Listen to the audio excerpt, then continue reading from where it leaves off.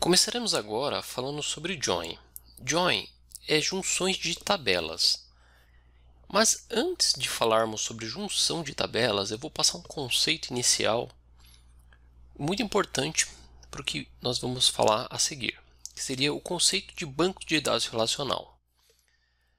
O porquê relacional? Relacional porque nós temos dados entre as tabelas que se relacionam. Eu já montei aqui um exemplo que é o seguinte. Na tabela de país, nós temos o registro do Brasil, como podemos ver aqui embaixo. No registro do Brasil temos diversas informações, como nome, continente e assim por diante. Então, todas essas informações estão armazenadas na tabela Country. Porém, a tabela Cidade ela também está relacionada à tabela País. Nós temos aqui uma coluna, eu vou selecionar primeiro tudo, que é a tabela Country Code. Então, se eu quiser saber só as cidades do Brasil, eu vou selecionar o código do país Brasil, que no caso é BRA. Então, vamos selecionar só as cidades do Brasil. Então, é esta coluna Country Code que relaciona com a coluna Code da tabela Country. Esse é o conceito relacional do banco de dados. Os dados, normalmente, eles estão relacionados. No caso aqui é país, cidade, mas, por exemplo, você pode ter uma tabela cliente, pedido de cliente. Então, sempre os dados estão relacionados.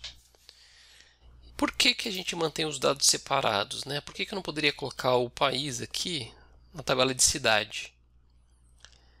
A ideia é o seguinte, o motivo se chama normalização.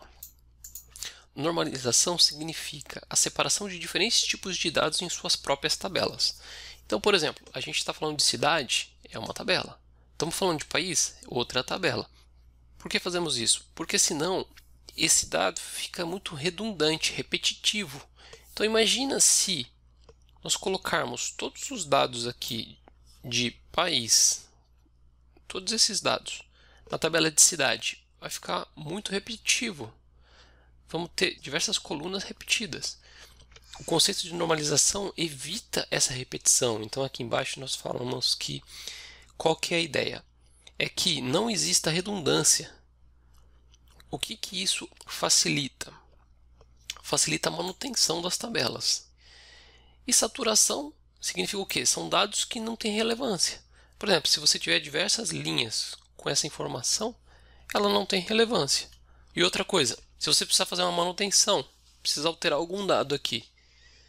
Por exemplo, aqui ó, o nome do presidente está desatualizado. Se for atualizar, eu teria que atualizar em todas as linhas da cidade. Enquanto que como está uma linha só aqui no país, eu venho aqui e atualizo.